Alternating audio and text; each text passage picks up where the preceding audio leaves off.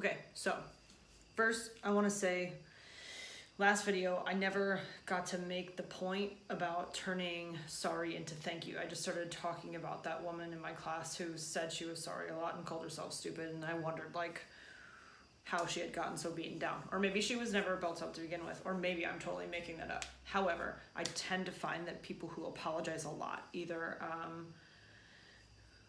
there's just like people who apologize a lot. They think that they are wrong, probably because they have been told they are wrong, whether it was by an outside party or by themselves, because they don't, have self-worth, which I believe that was the episode I mentioned it in. No, it's not. It was the one after that. It doesn't matter. So if you're someone who, just pay attention, okay? Because you might not know if you do it or not.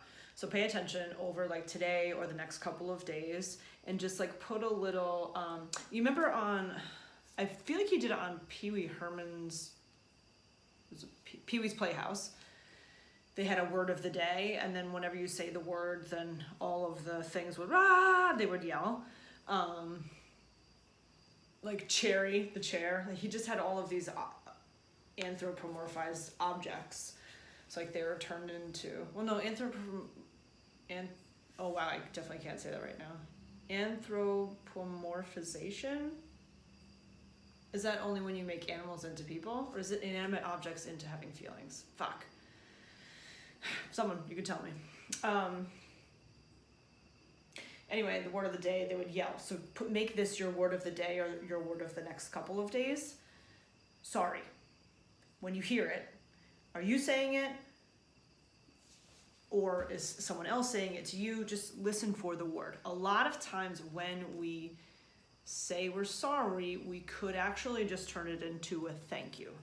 For example, you're supposed to be somewhere at a certain time. You are running 5 minutes late. You send a text or you arrive and you say, sorry, I got stuck in traffic. Therefore, you are owning, in one way it's good, because you're owning that you are late. And maybe you could have left earlier. But instead of it just being like, oh, hey, I'm a piece of shit over here, you could say, thank you for your patience. I hit some traffic. Because then you're like, you're acknowledging the other person and implying that they are patient, giving them the opportunity to decide to be patient rather than being upset. It's kind of like a sales pitch. I realized, but you know what? Sales pitches and salesmen, I was actually just thinking about this before, because I was like thinking about somebody from the gym and how he always says my name. He always says my name, but we're not friends. And he's like never in my class, and I'm not usually in class with him. It's just a passing by. And the way that he says it is a way that makes me feel like he's a salesman, because hearing our own name is the thing that we want to hear the most. We have that as our word of the day every fucking day. I'm listening for my name, but people call me Jess. Therefore, if I hear you say yes over there in the gym or like somewhere else, I'm like, oh, is it me? Is it me? Is it me? Are you talking about me? You talking about me? You talking about me? Yeah, you talking about me. Anyway, you want to hear your own name, so that is a tip that salesmen use, or people who are trying to convince you of something.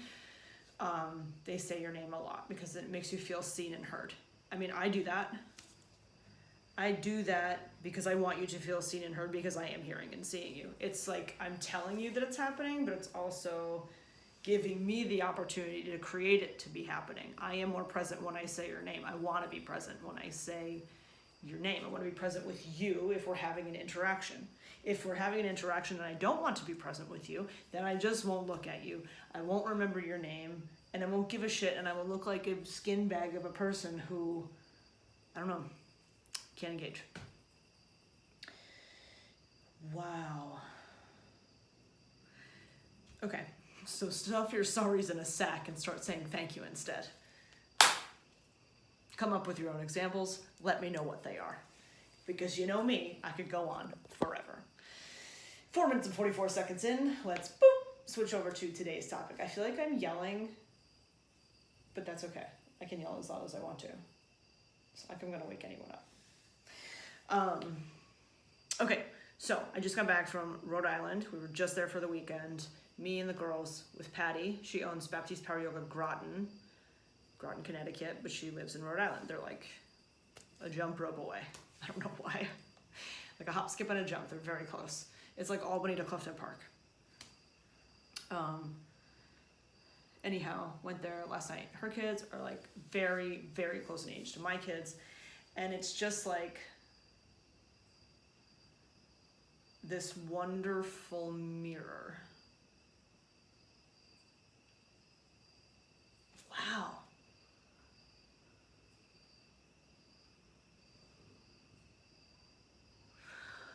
Wow. Yeah, it's a wonderful mirror. I can see. Wow, Patty. Wow. Wow, wow, wow, wow, wow. This is interesting. I certainly didn't intend to acknowledge myself. I want to acknowledge her. But we are so similar. And part of our connection is like, not only do we speak the same yoga language, it's like different than other yoga. It's a very specific culture. There's an understanding there. It's like people who are religious and you're of the same religion. You find that out. You're like, oh, I understand you. Or you find out that somebody else was born in 1981 and you're like, oh, there are certain parts about you that I understand. I wish I could think of an example, but like some things I just know and I don't realize I know them because I was born that year. It's like, oh, everyone didn't have trapper keepers? Do you young people even know what trapper keepers are? No, well, I feel like they kind of came back around, maybe, or at least were talked about with like Lisa Frank stuff. That was like all the obnoxious, like pastel and rainbow, like unicorn stuff I'm talking about school supplies. Okay, it's back to school time, right? But a trapper keeper is like a binder, and then the binder has a flap over it with Velcro. Wow, that sounds like super basic supplies from Staples, but it was like the shit. And then there's like folder pockets on the inside, but then your trapper keeper was like what's on it, you know what I mean? How do you define yourself? Oh my God. How do you define yourself in your one school supply cover? Because it's gonna go with you everywhere, Or like back when we used to cover our textbooks. Yo, you guys remember that? You cover your textbooks in a paper bag. So if you got a paper bag from the grocery store, you flip it around so the outside is the inside of the bag, so it's plain. And then you fold it a certain way and you tape it, and then your textbook has a cover that is protecting it, but also you can like decorate it how you want to. You can fucking doodle on it, you can write your name. Oh my goodness. So what do kids do now? Like my kids have, last year was the first year that Charlotte had a Chromebook. She's in 5th grade last year, but were they gonna get it? They were gonna get it anyway, right? And Olivia didn't get hers until 6th grade, so like they're getting it earlier and earlier, and they just like do everything on that. I mean, they do still have an exorbitant amount of paper. There's so much fucking paper. I think if you ask any parent who has a kid in school, especially elementary school, man, they are little fucking paper pigs. These little greedy little piggies with this paper. Why am I freaking out about this? Thank you for your patience with me as I went on a little ramble. See, that's how it works. Okay, where are we? Went to Patty's. We have a bond. Oh wow, how did we get there? We have a bond, it's the same language, it's like religion. It's like this, 1981, cover your books. Okay, great, here we are. Baptiste connection, but also we are both widows. And then we both have kids that are the same age, and they are girls, and we've had to like figure out a lot of things as like, oh, this is not what I anticipated. But here we are, let's figure shit out. And I was able to observe her, like I have observed it before, but it's way easier to see in everyday life, just how she operates from moment to moment. It's figure it out, figure it out, figure it out, figure it out, figure it out, figure it out. But she does so in a way that emits ease and grace, where I, from moment to moment, and like trying to figure it out. But I feel like it comes across as like aggression and hard. So we're doing similar things, I believe. Similar things. But she's just like all this, grace. And I'm over here like, oh my God, you guys, it's so hard. Oh, I don't know. Patty, she's a fucking gem. A fucking gem. Anyway, so we stay in her house. This is the third time we've been there. Kids get along. It's so great. I feel like I could live there. I could fucking live there. I could figure out how to live with that woman and her children in that place. The ocean, man. Oh. Anyway, I slept so fucking good. So good. I was like on a cloud. And my bed, I think you probably heard me talk about my bed before, but if you haven't, my bed is my most prized thing that I own that is an object. Because it is the most comfortable bed I have ever been in. It is a sleigh bed, Tempur-Pedic, Cool Breeze mattress, and then Cool Breeze mattress cover, and then my pillow is Cool Breeze. It is cold in there. I run hot. Can you imagine? Me. Yo. I'll get there. So, the bed. Anyway, her bed was great, and the windows are just open. They're just open, and the like ocean town breeze is coming in. And then I woke up at 1 a.m. because it was raining, and I could hear the rain, and I just felt like so exposed and safe at the same time. Like, oh, well, Mom says this is okay, so this must be okay. Wholeheartedly, without question or hesitation, trusting all of her judgments. I don't do that with anyone at all. No, like, not like everyone else says literally. People really overuse that word, and maybe I do too. I really try to watch it, but I literally mean I do not trust anyone the way that I trust Patty. In like a leadership, sure we might do maybe day-to-day things differently, but her judgment. Because I don't think she doesn't have anything to gain or lose with me. And that is my problem with all other people. I think that, what do I think? I think if someone's nice to me, that they just want something from me. But it's not about them, it's about me. Because I just don't get it. Why would you just be nice? Rewind, self-worth. It happens that way. So like, someone will do something nice to me, or for me, like for example, earlier today, we were at the rest stop in Massachusetts, and I said to the girls, like we weren't in line yet, but it was kind of close. I was like, oh man, I wish I could get a cup and ice from the fountain soda thing. And Charlotte said, why? I said, because I have a Gatorade in the car, but it's warm. And I was like, meh. And then we walked up and we paid for our snacks. They were so good. Charlotte got pumpkin seeds and Olivia got pistachios, and I got cashews. But also this like power bar that not power bar, but that's what it was called, Power Crunch something. It was like, you know those wafer cookies that you get, like the strawberry ones, the vanilla ones, and the chocolate ones that's pink, yellowish, and brown. It was like that but bigger, and it was so fucking good. Anyway,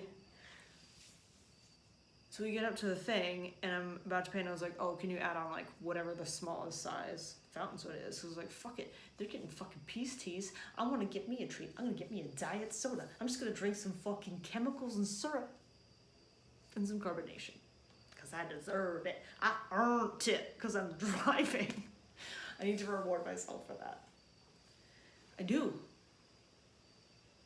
Because I can focus on that and ride on that for a little while and not think about how I'm tired or how many minutes are left.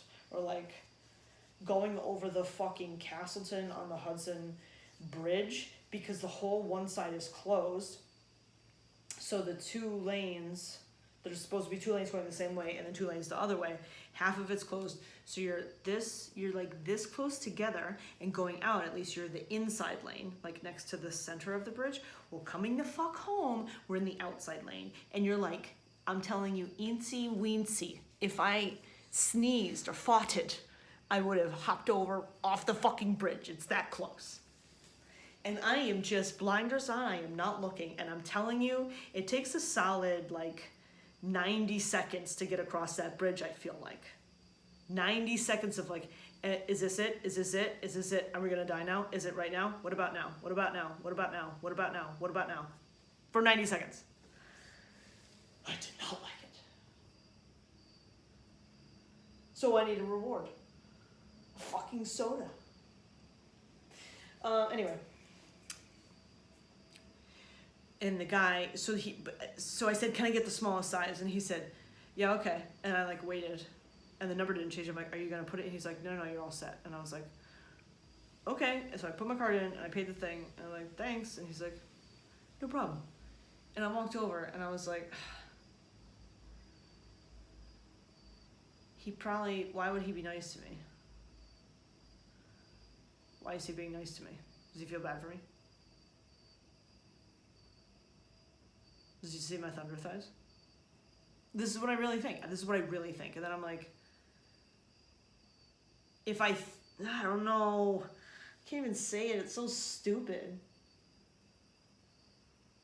If I can't figure out why someone is nice to me, then I just go to my body. Like, well, that's a thing people like, I guess.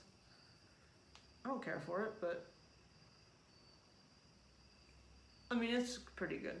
I'm being very ungrateful about my health.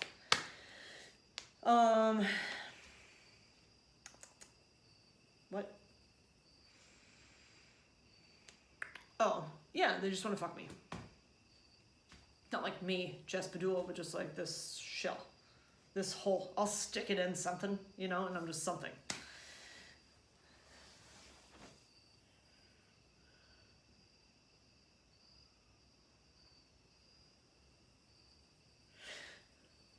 We could have a whole talk about that. No, let's make this one about Patty. We're not talking about being slutty. Okay.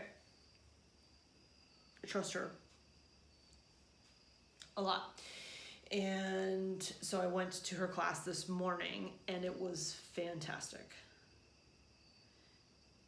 Mostly, like, she's a good teacher. I had no doubt that she's a good teacher, but mostly because of how I feel about her translates into her teaching. I can totally be a student without feeling like I have to mentor her. Which is why I don't go to yoga. Because if I feel like I have, like, you know, something I want to offer you, but I don't want to be a dick, then yeah, it's just, we really got out of the practice of feedback. But even still, there's just something about, like, being the one who was the teacher first. Like, everyone at our studio was my student first. And then they became teachers, and some of them became partners. And then we taught other people how to be teachers. But it just, I don't know, it's just how it is. That's how I feel. So I don't really go to yoga a bunch because I don't get to be the student. So I was just practicing on my own, or like just not really practicing that much. But going to Patty's class today, it was like, I started to get choked up like really early on. I was like, oh man, this is awesome. But I don't want to cry outwardly, but I feel like I can let go. And I'm telling you, my pores cried for me. I sweat all of everything that I've ever had in my body out through my pores. There was a fucking puddle on my mat, and my clothes, I could have wrung them out. And it wasn't even that hot. I mean, it was certainly warm. But I was the sweatiest person in the room, without a doubt. It was, you could hear it dripping like rain from my body and my clothes to my mat in the standing part. And I got to just be in the puddle. And I knew that it was okay that I was a puddle for a little while. Not like a sad puddle, just I got to exist and put everything down. Like all of it down. Oh, that is the most wonderful gift. That is what I want for people when they are with me. Because I know how it is. I want people to be able to trust me for the time that they have asked me to tell them what to do with their body. So they don't have to think so much, they can just feel. Like your head has to take over sometimes. There's a lot of shit to do. You can't just be all up in your feelings all the time. We just need to be in them a little bit more than we are. I want waffles so bad. I think I'm out of chocolate hummus and I'm out of blueberries. And I'm out of waffles. And probably the peanut butter is really low. God damn it. Well, anyway.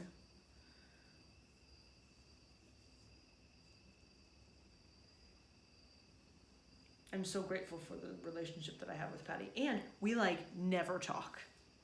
Some of my most valued top tier people. That's what Christina said about me. She said I'm in her top tier of people. I was like, you are too. And I'm so glad I don't talk to you every day.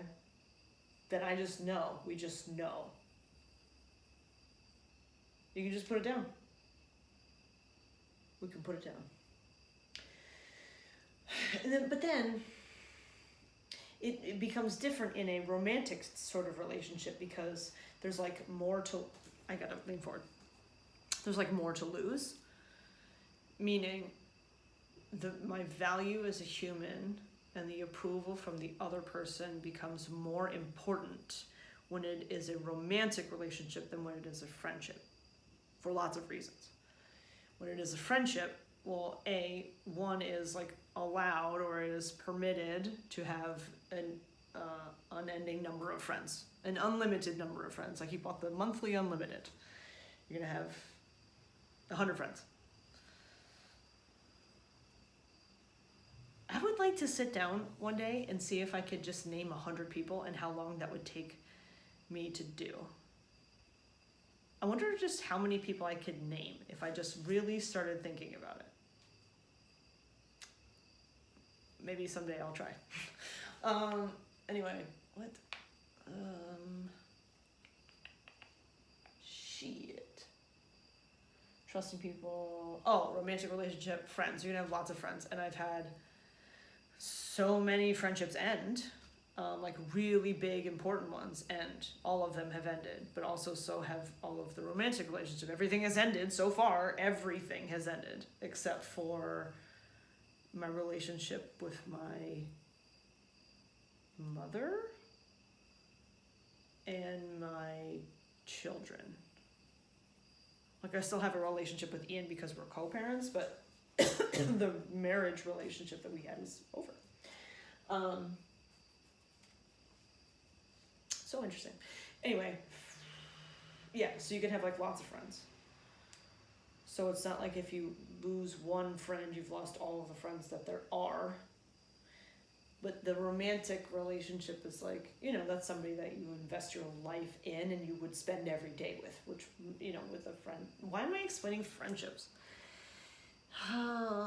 It's so much harder to trust people in a romantic relationship. I feel like I trusted Chris implicitly. I feel like I'm using that word wrong, but I don't actually think it's wrong. I trusted him without a doubt way before we were even together. Way before. I was I know how this dude feels about me. He doesn't even have to say it. And I just knew. And now I'm pissed off that I'm supposed to just know. Oh my God, Jess. Oh my God, this ties in perfectly to what I was thinking about before. I had this realization that really is very recent. It was maybe a couple of weeks ago.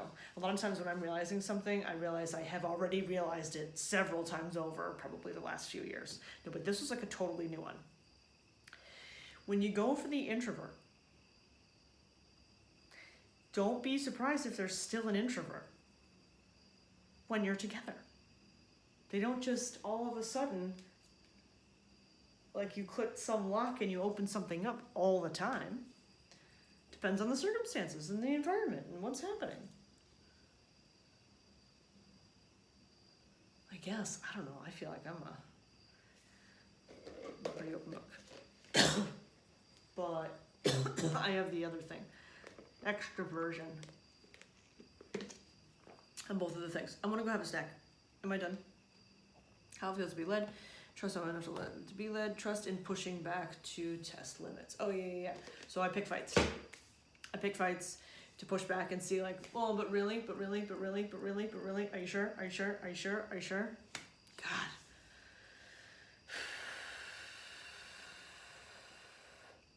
Working on it.